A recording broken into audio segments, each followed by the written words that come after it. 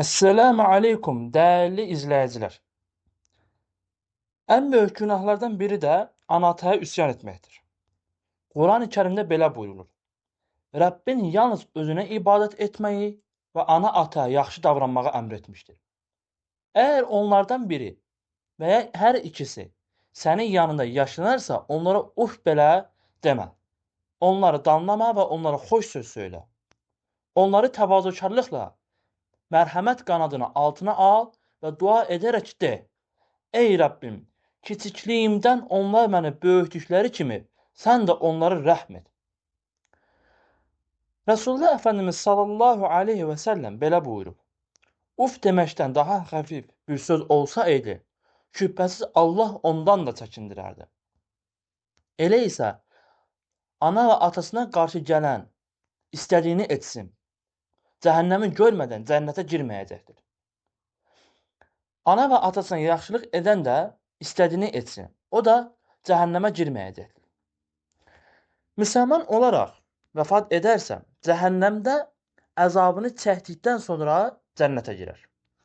Yəni, bu halda hədisin mənası cəhənnəmə girmədən cənnətə girə bilməz olur. Amma unutmayaq ki, böyük günahda israr edənin müsəlman olaraq ölməsi nadir hallardandır. Quran-ı Kərimdə üç şey bir çox ayətdə ard-arda zikr edilmiş, bir-birindən ayrılmamışdır.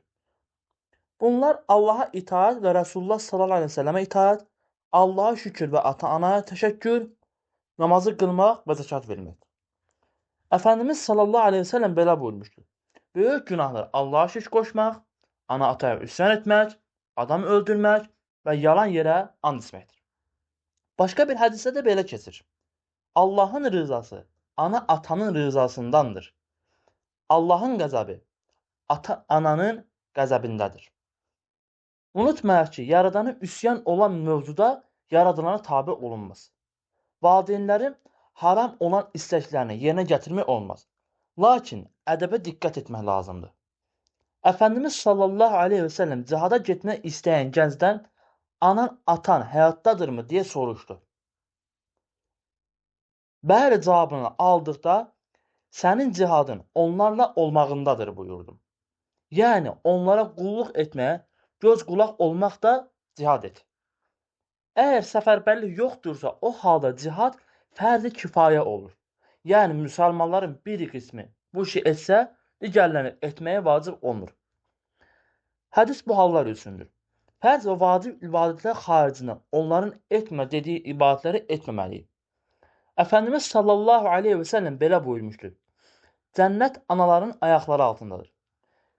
Bir adam Resulullah sallallahu aleyhi ve sellemə gəldi və belə soruşdu: Ya Resulullah, 5 vaxt namazı qılar, Ramazan orucunu tutar, zəkat verər və Beyt-i Şərifi, yəni Kəbənim həcc etsəm, mənim üçün nə kimi mükafat vardır? Resulullah sallallahu aleyhi ve sellem cavab olaraq belə buyurdu: Kim bunları edərsə, peyğəmbərlər, sıddıqlar, şəhidlər və salih şəxslərlə birlikdə olar. Lakin ana və atasını pis etsə, belə olmaz. Allah ana və atasına qarşı gələnə lənət etmişdir cavabını verdi. Başqa bir hədisdə Əfəndimiz sallallahu aleyhi ve sellemdən belə nəql edilir: Ümmətimdən ana atalarına üsyan edənlərə halı qədər heç də məni yormadı. Cənnətdən onların əzab çəkərək qışqırmalarını, fəryadlarını eşidəcəyim. Ərşin altına gedib səcdə onlara şəfaət etmək üçün dua edəcəyim. Allah buyuracaq: Ya Muhammed, başını səcdən qaldır. Bu səsini eşitdikləri ana atalarına üsyan edənlərdir.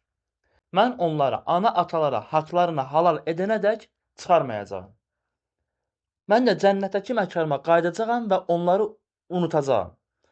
Sonra yenə qışqırıqlar eşidəcəyim. Yenə səcdəyə qapanıb şəfaət etmək üçün ərşin altına gedəcəyim.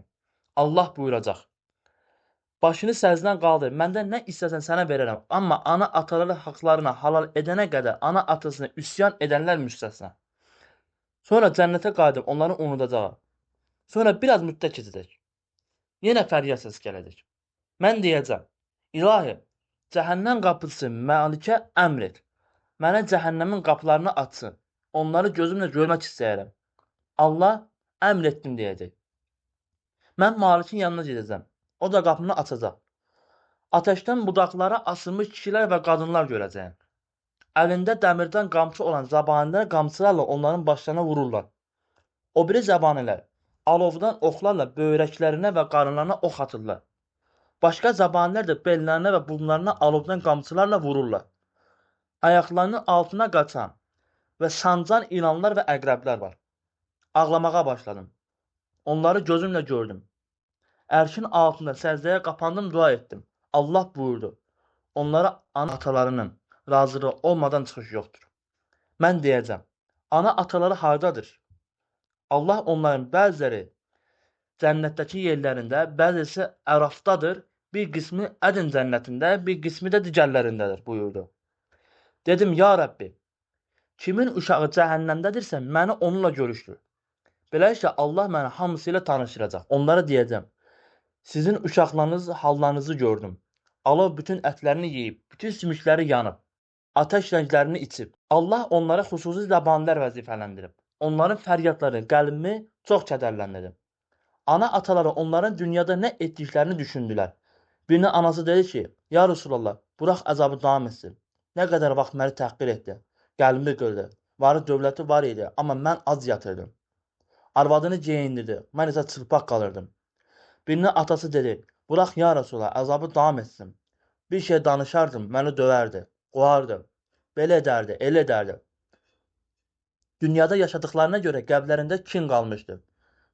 Mən deyəcəm: ey anaları, atalar, dünya keçib getdi, olan oğlu bitən bitdi. Müsamahalı davranın. Allah buyurur ki: ey Rəsulüm, ana-ataları məcbur etmə. And olsun ki, onların qəlbləri razı olmazsa, mən onları çıxarmayacağam.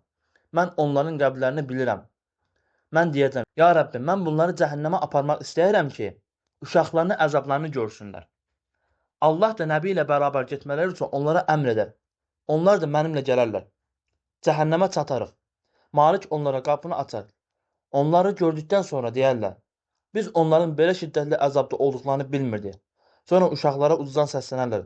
Uşaqlara onların səsini eşitdikdə ağlayar. Hər kəs anasına səslənər: ey anam, ateş ciyərimi yandırdı, əzab məni həlak etdi. Ey anam, sən mənim günəşin altında bir saat oturmağıma belə razı olmurdun. Mənə bir tikan batmasını istəməzdin. Ey anam, mənim bu əzabda olmağıma necə razı olursan? Ey anam, sənin mənə heç yazığın gəlmirmi? Dərimə, sümüklərimə yazığın gəlmirmi?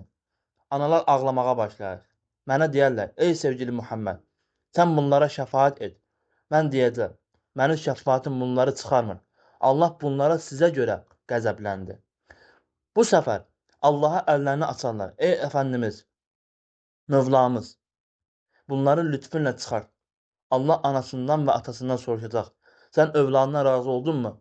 Onlar razılıq bildirəndə Allah Malikə əmr etdi: kimin ana-atası icazə verirsə, onları çıxart. Kimə ana-atası övladının əzabda qalması istəmirsə, onları sərbəst burax. Beləcə onlar çıxarılacaq. Onlar kömür kimi olacaqlar. Onların üzərinə həyat bulağından axıdılar. Beləcə onlar da yeni ətlər, dərilər və tüklər meydana gələr və cənnətə girərlər. Vəlhamdülillahi Rabbil aləmin.